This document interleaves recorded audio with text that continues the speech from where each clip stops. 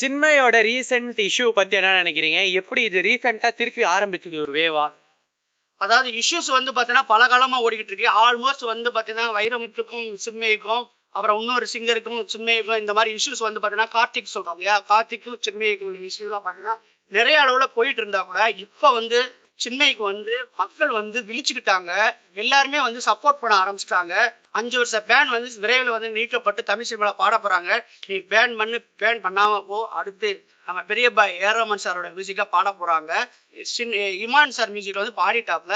அடுத்து விஜயானந்தி சார் சொல்லியிருக்காப்ல எனக்கு வந்து பாத்தீங்கன்னா இப்ப நடிப்பை காட்டிலும் மியூசிக் மேல ஆர்வம் ஜாஸ்தியாச்சு.